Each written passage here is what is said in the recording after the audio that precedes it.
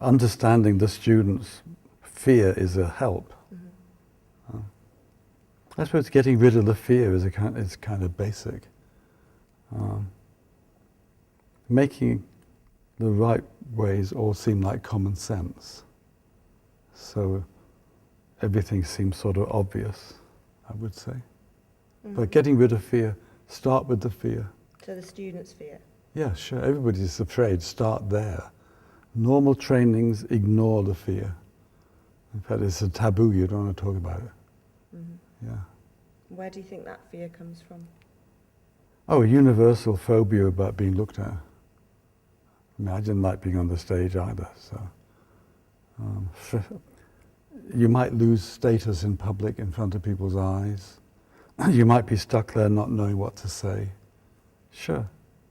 All kinds of fears people have. Sometimes they're quite irrational, but a normal fear is a fear of being on a stage in front of people and being looked at. School teaches you not to fail. You're not supposed to fail. And when you fail, you learn to punish yourself. But you can't learn anything without failing, except by rote.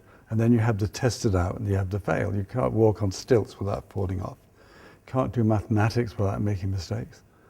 So when you make mistakes, people should be cheerful and say, hey, wonderful, you made a mistake. You must be learning something. Instead of which they emerge from school convinced that mistakes are wrong. But you know and I know, everybody knows that you learn from making mistakes, so you should have a positive attitude to them. Otherwise you get afraid. Well, they're all afraid, they're terrified. So that's where you begin with your classes, is trying to get people to accept failure? To be happy when they fail.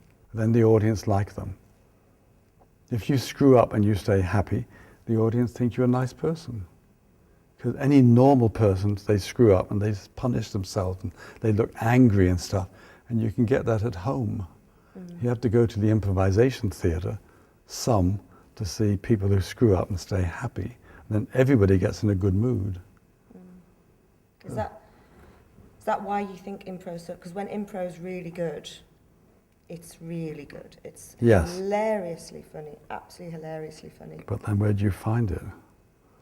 I mean, it's mostly for the frightened people who don't know how to fail. And they're competitive, especially groups of young men. They're all desperately trying to be the best. If your partner starts doing wonderfully, don't be wonderful. Let them do it. But it's not normally like that. Sure.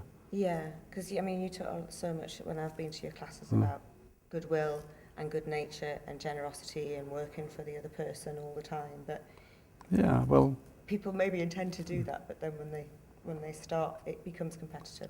If you do normal improvisation, you're taught to accept ideas. Yeah. And everybody does that. So how do you know if the other person ever wanted what you were giving them? They had to accept it anyway. So you can improvise for years and have no idea what the other people want. Often the improvisers don't know what the audience want. They don't know what their partner wants. They just know how to accept ideas. And that's not good enough. Sure. So what to you is good enough? What is good enough? You have to know what the other person wants. You have to be good at giving them what they want. Because if you do, it's the same with the audience. If you give your fellow improviser what they want, the audience also wants it. The audience connect everything. They sit there and they look for connections. Anything you stress, they think you're going to use later. They're scanning everything. And they hope it'll be fed back in and will be important. Yeah. If you do short-term improvisation, if the third or fourth scene isn't a disaster, you're in trouble. Because the audience start looking at it like show business. And they expect it to get better and better. Whereas actually it's not like that. It's like you're performing risky actions in search of a miracle. Well, you won't get miracles if it's all safe. You take risks, and the audience understand that, and they come back again and again because the miracles are provided.